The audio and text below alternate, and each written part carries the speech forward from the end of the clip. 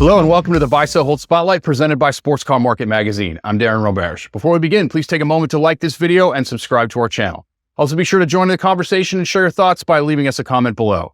Our guest today is Cam Ingram. He is CEO and owner of Rhodes Scholars. Welcome, Cam. Thank you, Darren. Pleasure to be here. For those who may not know you, may not be familiar, why don't you give yourself give us a little bit of background on yourself? Sure thing. Thanks again for having me on the show. My name's Cam Ingram. I own Rhodes Scholars, a chief psychologist and cheerleader of the company. We're based here in Raleigh, Durham, North Carolina. We've been a company for 20 years. Also, my family owns a Porsche collection, the Ingram collection. We've been doing that for about 30 years. So that's about succinct. We're a Porsche business that focuses on rare Porsches as well as restoration work, Concours restoration. So give us kind of the background on the roots of Rhodes Scholars. It's been kind of an interesting little journey with some father-son project elements involved. Give us kind of the whole history of the company. It has been an interesting journey. I was an art student. I was studying sculpture and business as well. And I worked in a restoration shop during college. So I spent 4 years while I was doing my undergrad working in a Porsche-focused restoration shop. And then I went into the pharmaceutical industry after college. Did that for 2 years and quickly realized that corporate America was not my calling. And I had the opportunity to buy into Rhodes Scholars. It was started by two gentlemen, Russell Fleury, Kevin Watts. They started in 2002.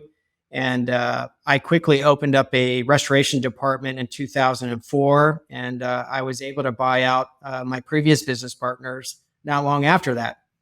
And my father, with a couple key individuals from Microsoft, were our first clients. And our first business model, really, this is the norm now. But in the early 2000s, our business model revolved around buying the lowest mileage, most original Porsches extant. And so that's how we started our business and how we became known. And then we won Porsche. We opened up our restoration business in 2004. Had multiple successes. That was kind of the end of the era of Porsche Parade, the National Porsche Show, when people were spending big bucks, 6 figures preparing their cars or $500,000 restoring their cars in that era. Some of the top shops that were around at that time, it was very competitive. And we were the new kids on the block, and we had a lot of success in those early years. And that led to us restoring a car for Mr. Hans Peter Porsche, one of the Porsche siblings, and we won Pebble Beach for him in 2011. So those were kind of the growing evolutionary steps of our shop that put us on the map. And then, of course, going from wins at the Porsche Parade at the national level to winning Pebble Beach, that kind of cemented our place in the landscape, Porsche landscape, if you will.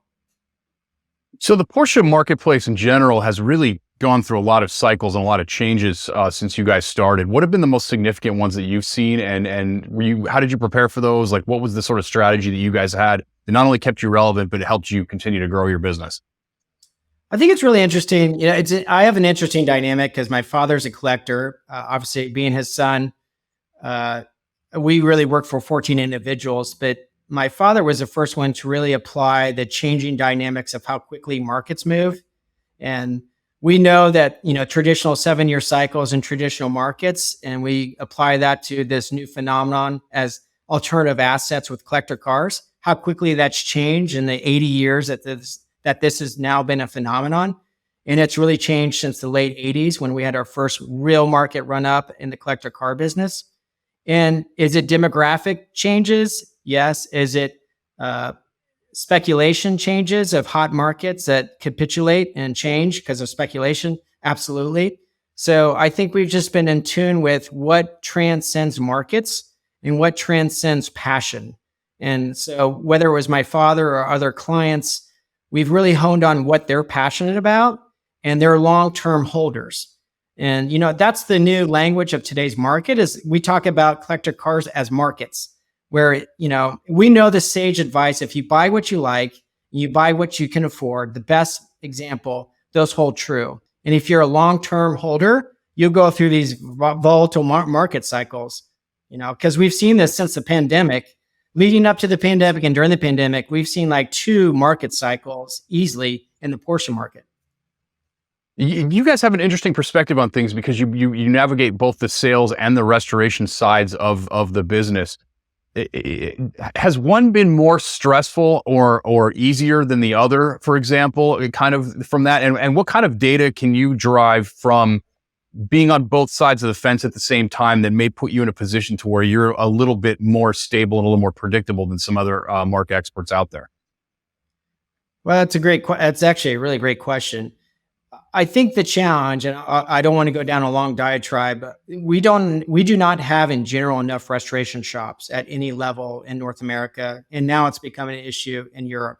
And it's because we have not controlled the narrative to young people about them having long-term career opportunities, with 401k plans, healthcare.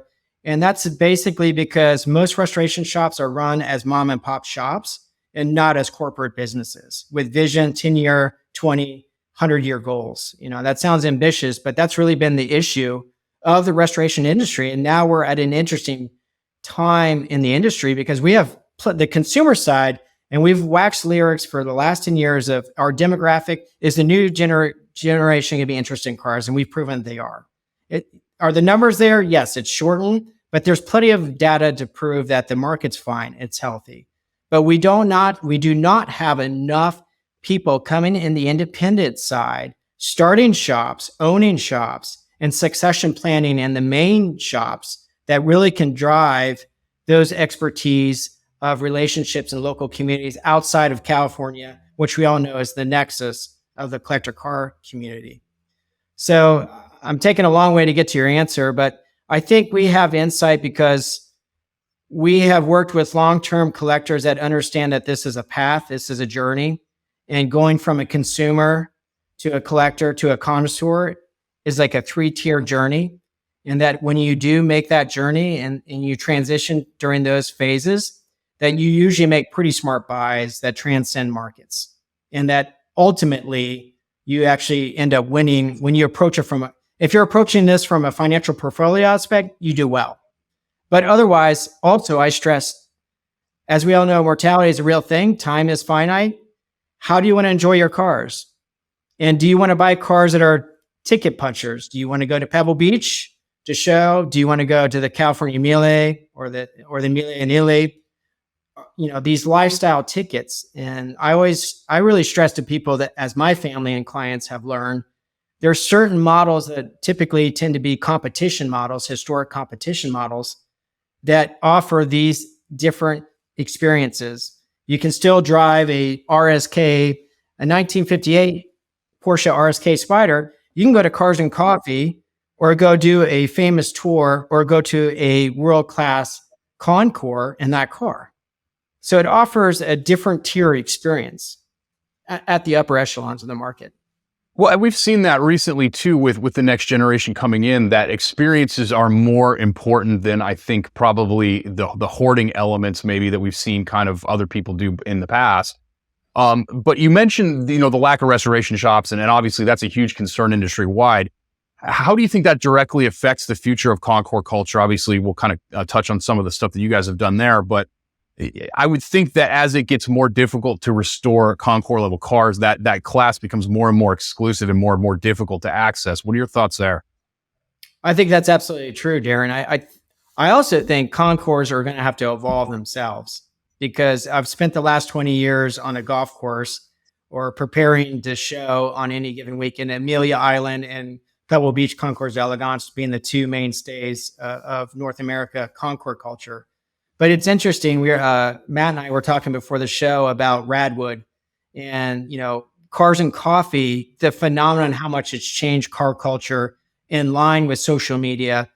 These things have really evolved car culture and access. And I have clients in my age group that are Generation X generation that, in their 40s and 50s, and their appetite to go they might want to go punch that card once, but I don't know how often they're going to dedicate their collecting career to go to a Concours and spend the kind of money if they want to win at a Concours as well. Does that make sense? Yeah.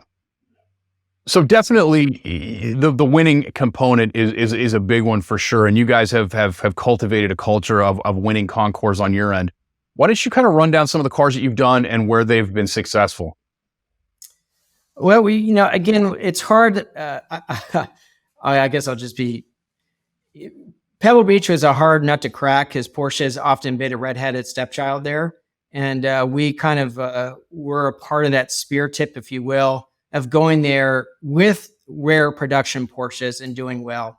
I mean, when you're in classes with one-off Lancias, pre-war, Grand Prix Lancias and Ferraris and other bespoke Italian coachwork cars, and you have that simple shape of the Porsche DNA there, whether it's a competition car or production car, you really have to be attentive to the details. And all Concours restoration work, and I've really emulated my business after Paul Russell. I've said this many times in public, that he is the pillar of the restoration community who I idolize.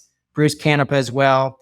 Both guys in the industry I respect immensely, who have defined what Concours restoration work is. But again, it's always about attention to details, and also the way you communicate with judges, and the way that you communicate with them, that that you were a part of the experience. And I bring each of our team members that worked on a car goes to each of these shows. And that's really how I've we've built a successful Formula and team because they're a part of the team. They're road scholars. It's not Ingram and company, it's road scholars. And, when we drink champagne in the winter circles with the owner of the car, I mean, it's pumped. It's like winning the Stanley Cup. It's like winning the World Series because the owner is not only jubilant, but he's there with all the craftspeople that made this possible. And it becomes a pretty memorable experience. And you guys have worked on some amazing cars. I mean, there's no question about that. So, and I would have to ask, I mean, what is the most challenging restoration that you guys have done to date?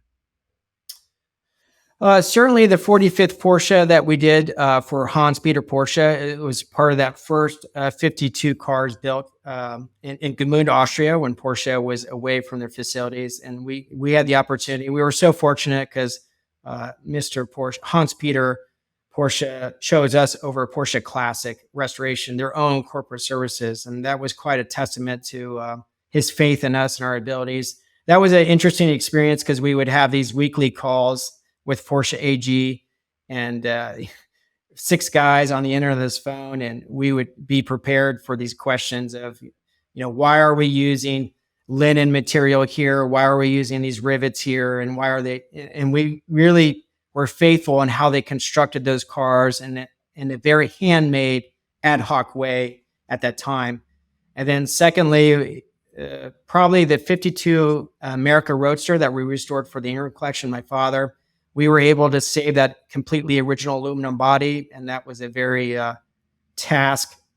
It was a task of labor and love because that metal, that alloy didn't have much more room to move either way when we were trying to restore it and fix it.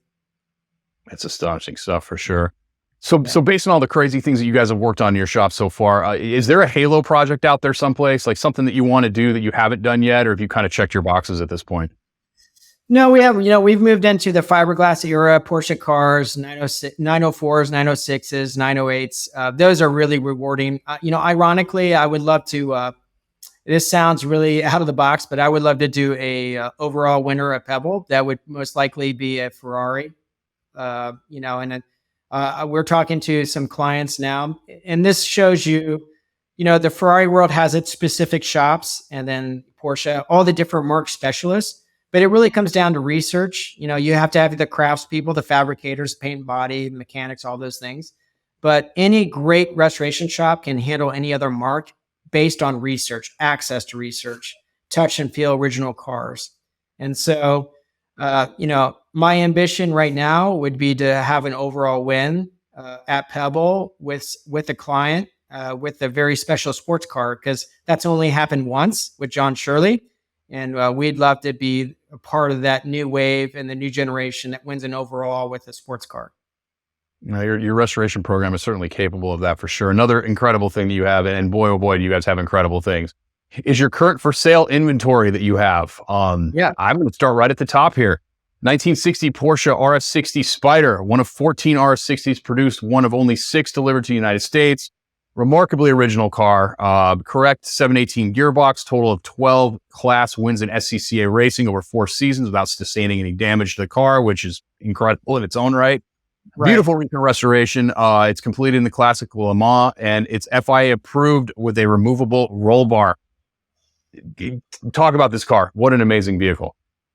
It is. And when we talk about spiders are the 550 because of James Dean, and also the model being the first prognosticator of Porsche Motorsports. People usually aren't familiar with the final evolution, the RS60 and RS61. It's a longer wheelbase evolution of the 4-cam motor, but it is one of the best driving Spider. It is the best driving Spider model, and it just feels like a modern rocket ship. It feels like a go-kart with a literally rocket attached to it, and so fun, so nimble. What's unique about Spiders when you get into the Nexus or minutia of trying to buy one, everyone wants an original body car. That's a very small percent. That's what this car is. Has its original engine. The success in SCCA racing. If it were a Le Mans car, FIA Le Mans car or Sebring Daytona car, it would not have its original body. But it's really a level 1, car of example. And they made 17 RS60s, and this was a car that is the most original RS60. It's the most original RS60 61 in the world, in my opinion. I could be wrong, but I think it is. So if you're looking for one of those, that's the place to find it. Sure. It's a blue chip aluminum competition car for sure. Yeah, I mean that's the boxes for those for sure, no doubt. Yeah. Another car that checks a ton of boxes: 1966 Porsche 906 Carrera 6. It's a Geiger car. It's a 66 Hill Climb Championship car. Over the 14 races, it took 12 victories overall. Incredible documentation, all the stuff you look to see in one of those vehicles, with the FIA Heritage Certificate, Cardex, et cetera, et cetera. It's got a huge giant binder, totally documented with everything you'd ever want to look for on this. We're seeing more and more of these things kind of tend to come out of the woodwork. What's the appeal of these? Obviously, aside from their astonishing beauty and history, et cetera, but what is it like to drive one of these? What is it like to own one? I think that's what's really changed right now is that the younger generation collectors are looking at adding a historic Porsche to their collection. And when they look at the available options out there, I think when they look at a 904 or 906 specifically, 906 being the last street legal car, there's a lot of misinformation. They're totally legal in the United States. You can street register these cars. It's the most visceral. Going from a 904 to a 906, a driving experience, a 906 feels like a race car. A 904 feels like a more focused race car than a 356 GT or Spider or Abarth. But again, the 906 feels like a prototype, proper race car. And we've been doing these tours in Colorado, 1,000 miles every year. And it's a blast. The owners, we usually have 6 to 8 people, and they're just shocked. And I'm talking husbands and wives and partners. They drive these cars and, you're under 40 inches. You're lower than, a GT40. And at the canopy, the greenhouse canopy there, the views of the canyons in Colorado, and they're just visceral. The power to torque ratio is amazing. They're 1,400 pounds and 250 horsepower, tuned up. And it's just, I think that's what resonates with younger collectors and every demographic, every generation is how usable they are, how robust they are, and how sexy they are. That checks all those boxes, certainly. So say somebody's in the market to buy one of these, what would they expect? Like, what's a range that say they should expect to pay for one? What's the asking price on this one? It's a big range, it's a big range because there's a lot of, like any competition cars, there's a lot of parts and pieces cars, there's a lot of cars with questionable histories. This car has its data file all the way from the beginning, all the owners, it did have race car accidents like every competition car. And the delta on these is anywhere from 1.8 to 2.5, and it depends on provenance, pedigree, and documentation. Indeed, incredible car, great investment for sure. Another couple cars you have that are in that vein that check a ton of boxes: 1958 Porsche 356A, Carrera 1500 GT Speedster. Yes. Where do we begin on this? It's one of 27 produced for 1958. It's got an exceptional early SCCA race history with 18 wins in 22 races between 58 and 61. Again, paperwork for days. Talk about this car a little bit. I love these kind of cars. I love GTs. I mean, 356 GTs is the beginning of the motorsports production program, and the factory works team is racing these, and privateers are racing them. This car was sold directly from Porsche to a consumer, which didn't happen back then. And great guy. The car was known as Lucy. He had all those successful wins. But every stitch of documentation from the factory to him communicating how he wanted the car, how he ordered the car, all of his SCCA wins, handwritten notes, restoration notes on how the car was done. And the despairing thing about markets, and as you well know with the publication Sports Car Market Letter, is you can have 58, 59, even 57 GT Speedsters, and people cannot really disseminate a sell where it's at 40% off market on a car where this is a higher priced car, but it doesn't have these ingredients of all this documentation, provenance, what the car is. And so that's the biggest thing. That's your upward battle in the industry side, is educating potential buyers and consumers about, well, I understand that something sold for 1.2 or 1.5 million, but this is a whole different animal. Does that make sense?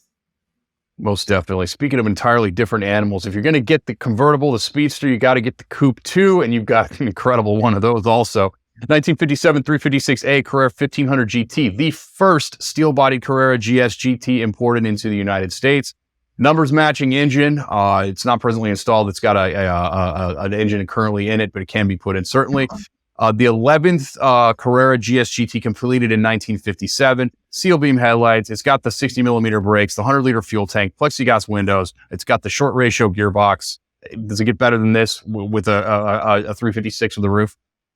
If I wasn't building a new showroom, I would own this car. That's how good it is. It's one of those cars. It's also one of those cars. I always say we as a restoration shop work so hard to give cars the touch, meaning they just drive a special way. We've sorted them and done all the things after our hard work of restoration to make them what they should be.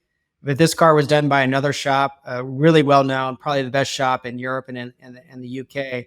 It has that touch. You get in it and it just inspires confidence beyond all those interesting facts of how rare it is and the facts and figures. This car, it just makes you smile.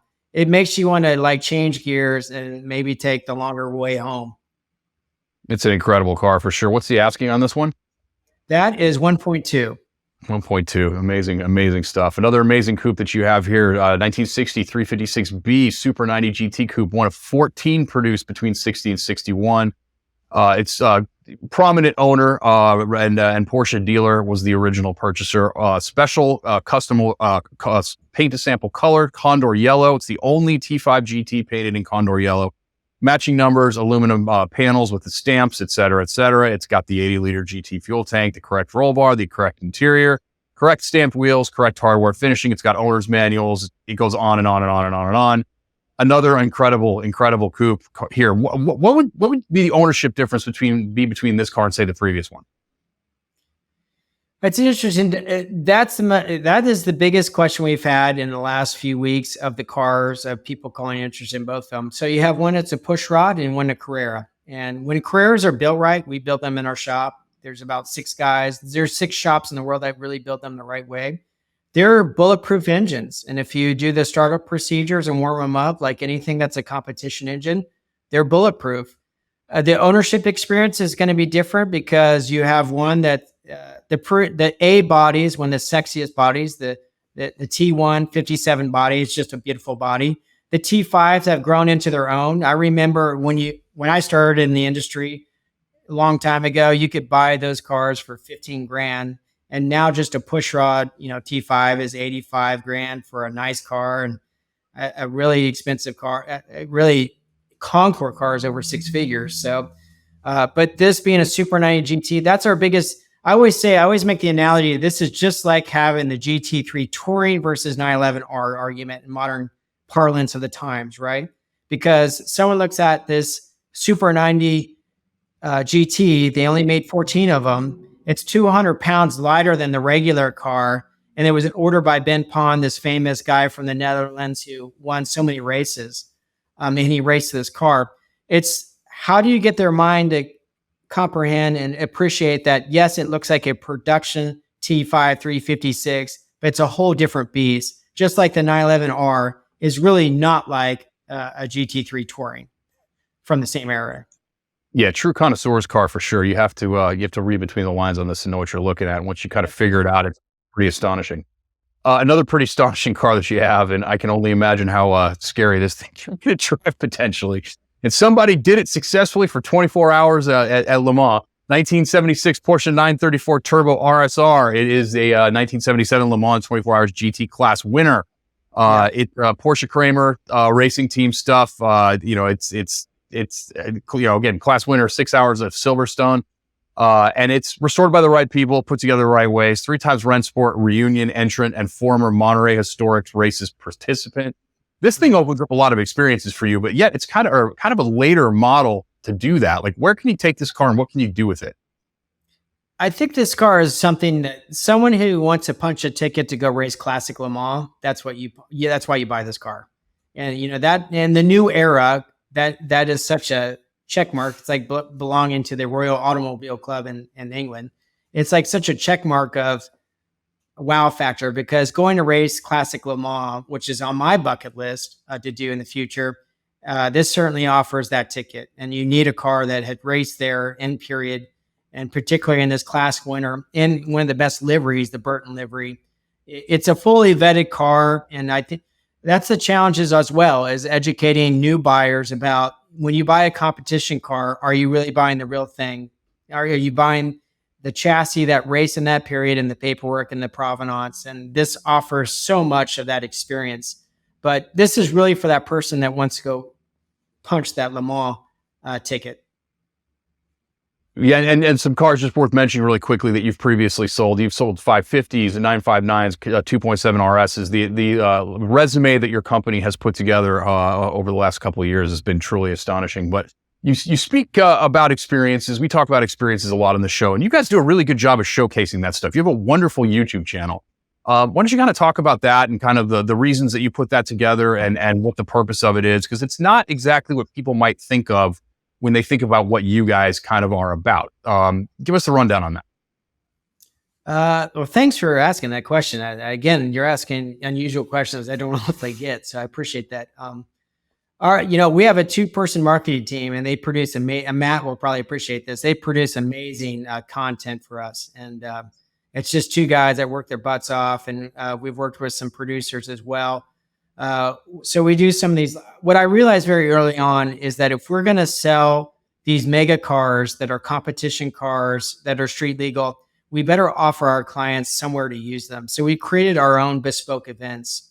And these are all guys that are well heeled in life and done well, and they just want to be around other like-minded people. It's not an ego contest, and it's amazing to see these group of people get together. And whether we've done 1,000 miles in Europe and competition aluminum cars, or these tours that we've done in the United States and fiberglass cars, it's really about sharing that joy of buying something and using it and having that experience. And in today's world where people say watches and whiskey and wine and all these like alternative things, I don't understand guys who don't wear the watches they buy or don't drink the whiskey or wine they're buying. That just blows my mind. I just don't get it. But it's funny. It's great to see the people that we work with, the connoisseurs we work with, using these things. And so our YouTube channel is really based about celebrating the craftspeople that work in our shop, producing the work, celebrating their stories, their craft, and their journey to that craft to becoming true craftspeople. It celebrates our time on earth and using these things and experiencing life to the fullest. I mean, if you're fortunate enough to drop 7 figures on a car and go use it and have that memory, how amazing. So our YouTube channel is, and then we do also the other component, final component would be historical facts. We really are stewards of history, Porsche history. We really honor the craft people that built these cars. And I always tell our marketing people, our channel has to be informative, historically correct, and then share what we do as a company from the craft side and show the enjoyment from the customers. It's not always about the money. It's always about the experience. Yeah, it really demonstrates well sort of the general love that is really the collector car hobby as a whole. And we'll be sure to link that in the video description down below for anybody that wants to check it out.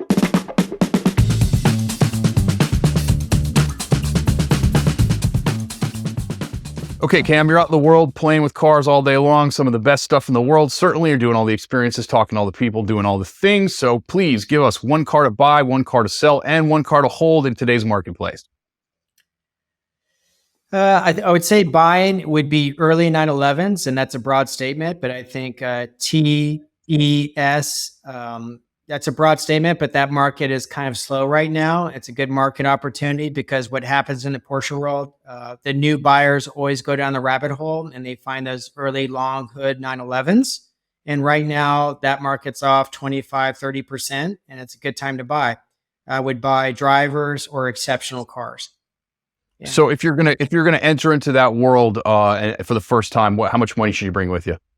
So you could buy one of the world's best 911 Ts, which is an underrated car because you can actually drive that car in traffic. Everyone wants the S, the ultimate experience, but the horsepower, the torque band, all that's much more accessible, making T a much more drivable car. You can buy one of the best Ts in the world for 125 to 150, depending on the color and documentation. So that's big money for a T because I remember when I got in this industry years ago and you could buy the best T in the world for 30,000. So that gives you an example. Now, if you buy an S, you can buy the best one in the world for 250, or you can wheel and deal right now because there's S's, a 67 up to a 73S. So you have the 2-liter, which is a fun short wheelbase car, peaky torque, or 73 long wheelbase 2.7.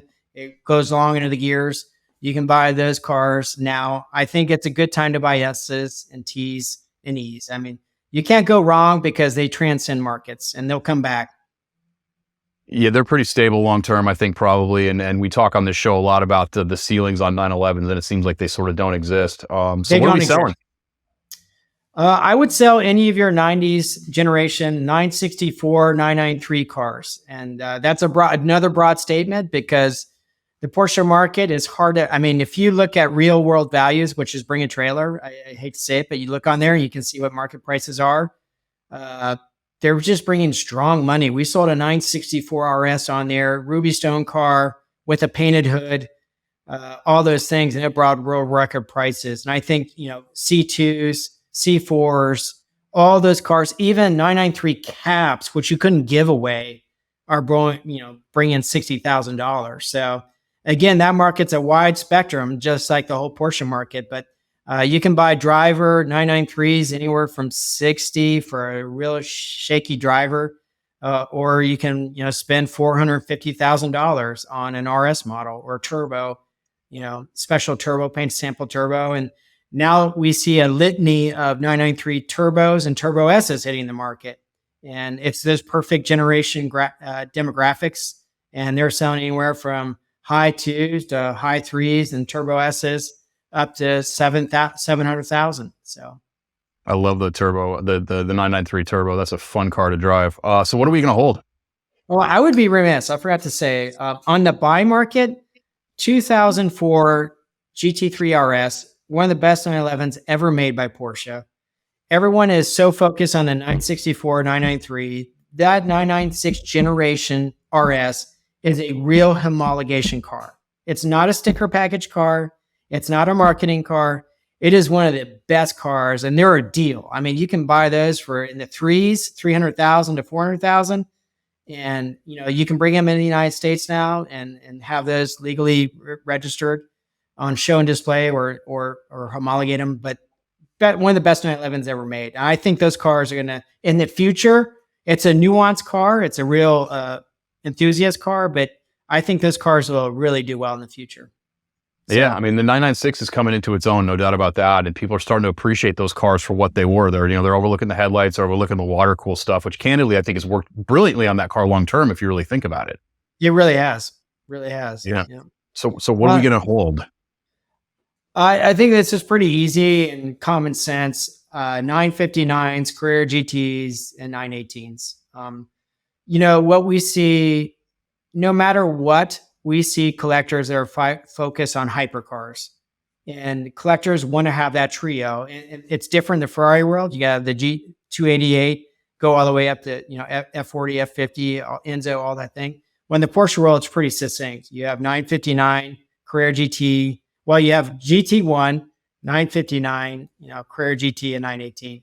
So, but I think those cars, what 959 values have done in the last 5 years is pretty incredible.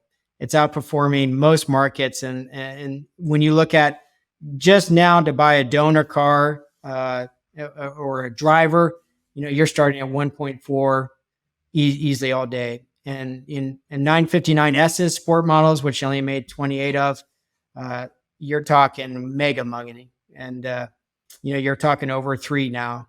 And those cars not too long ago were really reasonable buys, and everyone wants one. So I mean, if you think about it, they kind of set the standard for the shootout that we saw happen in the late 80s and early 90s. So I mean, it's a historically significant car. So it would make sense that the people would be doing anything they can to get their hands on them right now. Any final thoughts? Well, it's interesting. I go back to these tenets that we all know on this show, that if you buy what you like and you hold it long term and you're really enthusiastic about it and love it and enjoy it, you're going to do just fine. And focus on the experience rather than the ROI. And I tell, no matter what the client, whether they're buying a $100,000 really nice early long hood 911T from us, or they're buying a 7-figure Spider, I always want to set those parameters of, we've done all the hard work to vet this car to sell to you, but what are we buying this for? Because if you're looking to turn this around in 5 months and make a profit, you're in there. There's much safer returns in the world. The collector car market is as volatile as anything in the world because it's based on human emotions. Yeah, that definitely colors things for sure. And I mean, to a degree, it makes things more predictable as well, depending on kind of what you're trying to do for sure. So where can people go to learn more? Roadscholars.com. Our company really is a basic website. It's focused on our restoration, but also our inventory. And then obviously a lot of the more rare things that we have don't really go on the website. So it's really in that inner circle, if you will.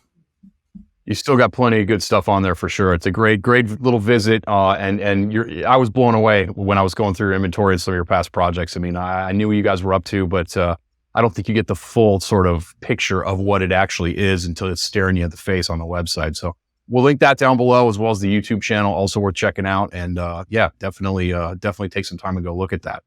I would like to thank Cam Ingram for joining us today. To learn more about anything that we discussed here, be sure to pick up the latest issue of Sports Car Market Magazine by visiting the link in the video description down below. As a reminder, if you enjoyed this content, please take a moment to like and share this video, and don't forget to subscribe and hit the bell icon to stay on top of future episodes. I'm Darren Roberge, and thank you for joining us on the Buy Sell Hold Spotlight.